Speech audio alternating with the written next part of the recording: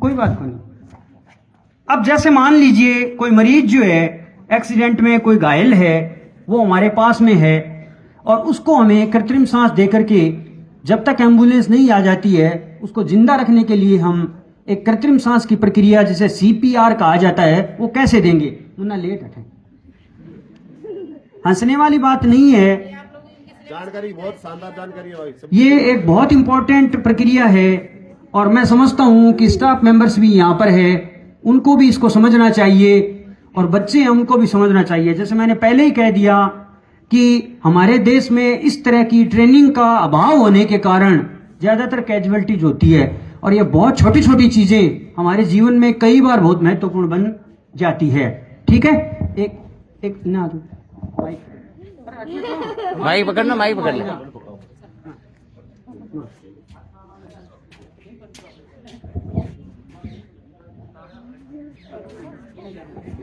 अब सबसे पहले क्या करना है, माइक दे सर, माइक दे।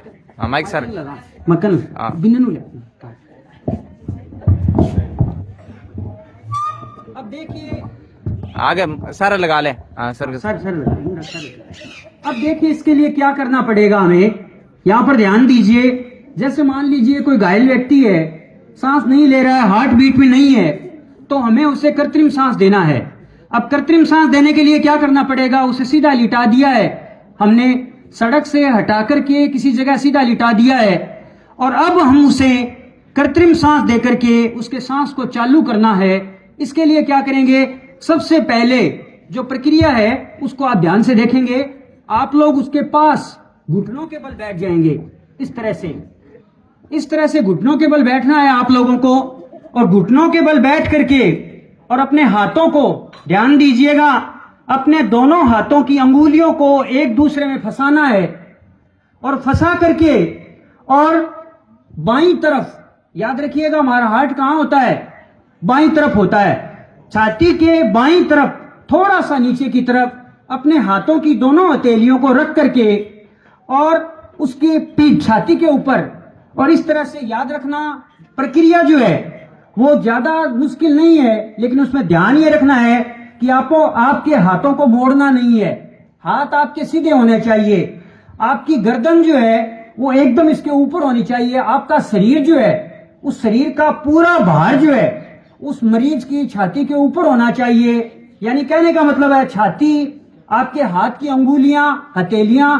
और आपका सिर तीनों एक दिशा में होना चाहिए, एक ही मतलब क्या डायरेक्शन में होना चाहिए और पूरा का पूरा जोर जो है वो आप लोगों को उसकी छाती के बाईं तरफ निचले वाले हिस्से पर दोनों अंगुलियों को इस तरह से फंसा करके पूरे जोर से, जितनी आपके अंदर ताकत है उस ताकत से उस छाती को दबाना है, जोर जोर से।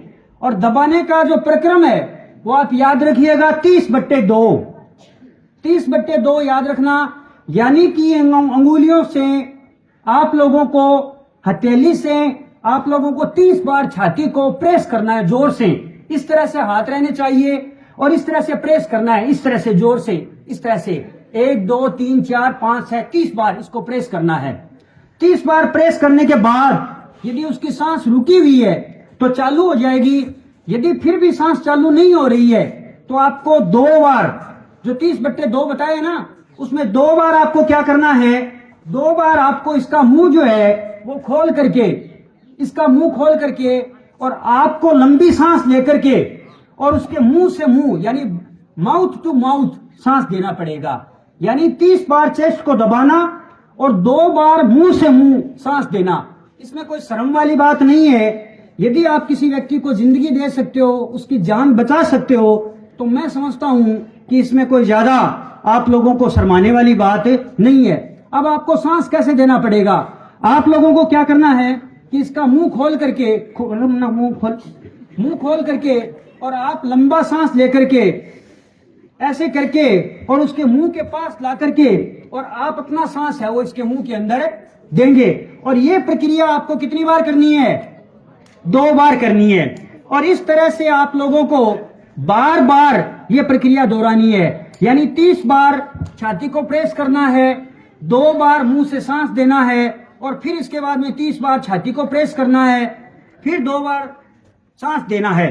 इस तरह से इस प्रक्रिया को जब तक करते रहना है तब तक या तो जो पेशेंट है वो सांस लेने नहीं लग जाए अपने आप, या कोई सहायता के लिए एम्बुलेंस या गाड़ी है वो आपको मिले नहीं जाए। इस तरह से ये प्रक्रिया जो है, इस प्रक्रिया को हम CPR कहते हैं। और ये प्रक्रिया जो है, इस प्रक्रिया को संजीवनी प्रक्रिया कहा जाता है। जैसे लक्ष्मण की जान बचाने के लिए हनुमान जी संजीवनी बूटी लाए थे ना, इसी तरह से किसी भी रोड एक्सीडेंट में, कहीं भी हादसे में कोई मरीज घायल है, कोई व्यक्ति घायल है, उसकी जान बचाने के लिए प्राथमिक रूप से आप ये प्रक्रिया कर सकते हो। और ये प्रक्रिया जो है वो बहुत ही इंपॉर्टेंट है। यदि किसी व्यक्ति को हार्ट अटैक आ गया है, कहीं भी आपके आस पड़ोस में किसी व्यक्ति को हार्ट अटैक आ गया है, वो ब्रेथ नहीं कर रहा है, उसकी हार्ट बीट नहीं है, तो या कहीं रोड एक्सीडेंट में कोई घायल है, उसकी जान बचाने के लिए उसे एक बार प्राथमिक उपचार देने के तौर पर